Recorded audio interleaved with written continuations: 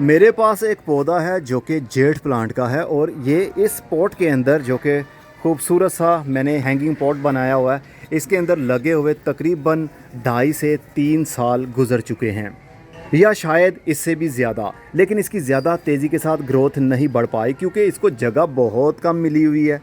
तो आज मैं इसको थोड़ा मेंटेन करने वाला हूँ, ट्रेन करने वाला हूँ बॉन्साई पॉट के लिए।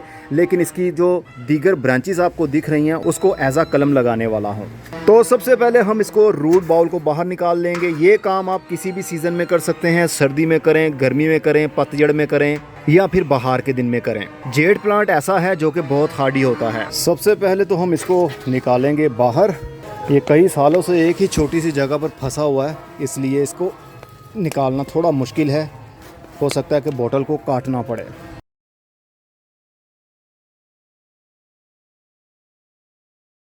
लीजिए जनाब, मैं तो हो गया कामयाब। और ये देखिए इसका रूट बाउल। सबसे पहले हम इसकी सारी मिट्टी को हटा लेंगे।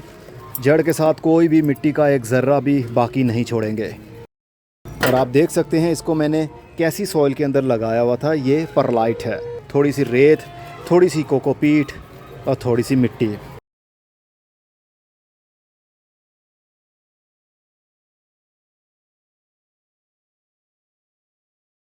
ये इसका ज़रा तना चेक कीजिए कितना मोटा हो चुका है। इसको मैं अच्छे तरीके से वॉश करता हूँ, फिर आपको दिखाता हूँ। खूब अच्छे से वॉश करने के बाद अब ये 3 पौधे नज़र आ रहे हैं, इनको हमने अलग करना है।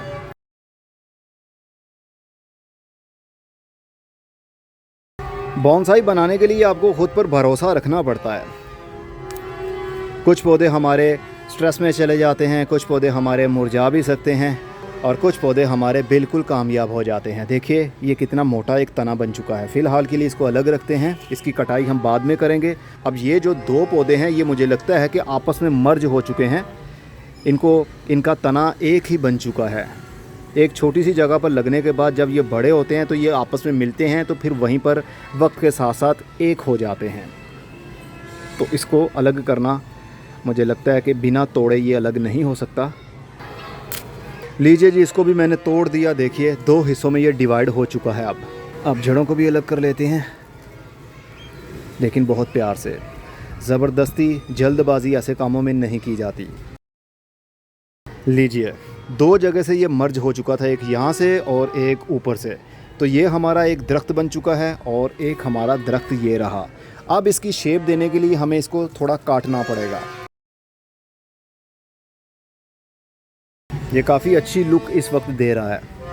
अब हम इसको शिफ्ट कर देंगे छोटे से गमले के अंदर, और वो ये रहा।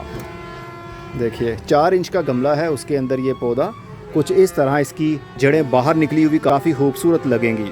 इसके लिए मैं पमिस स्टोन का इस्तेमाल कर रहा हूँ, कोयले का इस्तेमाल कर रहा हूँ, थोड़ी सी मिट्टी होगी इसके अंदर। फ़िलहाल के लिए ये बरते हैं। इसकी बारीक बारीक सी जड़ों को मैं काट दूंगा, सिर्फ मोटी मोटी सी जड़ों को बाकी छोड़ूंगा। और इसी तरह दूसरे पौधों को भी ऐसे ही शेप देकर आप लोगों के सामने फ़ाइनल रिज़ल्ट रखता हूँ। तो जनाब काफ़ी मेहनत करने के बाद रिज़ल्ट आप लोगों के सामने है। एक गमले से हमने 3 पौधों को अलग किया और वो भी दरख्त बन गए। बिल्कुल ऐसा ही लग रहा है ना जैसे कि एक मैदान में बूढ़े से दरख्त को आप देख रहे हो, जिसकी जड़ें भी मिट्टी के सरफेस के ऊपर आ गई हैं। और इसके अंदर थोड़े से मैंने पत्थर भी रख दिए हैं जो कि पमिक स्टोन हैं। और ये वाइट आपको दिख रहे हैं ये परलाइट है।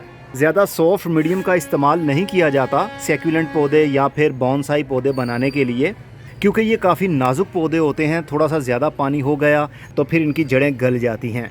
लेकिन मेरे पास मिट्टी इस वक्त थी नहीं, इसलिए मैंने सॉफ्ट मीडियम का इस्तेमाल किया है, जिनमें सबसे ज़्यादा राइस खस्क ऐश का इस्तेमाल किया है, जो जल्दी खुश्क भी हो जाती है और कीचड़ नहीं बनने देती। तो ये पौधा आप देखिए कितना खूबसूरत लग रहा है। पत्थर भी मैंने साथ में प्लेस कर दिए हैं, पुरानी जड़ें भी इसके सरफेस के ऊपर आ रही हैं। देखने पर बिल्कुल पुराना पेड़ ही लग रहा है। तो तीनों पौधे हमारे ओल्ड लुक देने के लिए बिल्कुल तैयार हैं।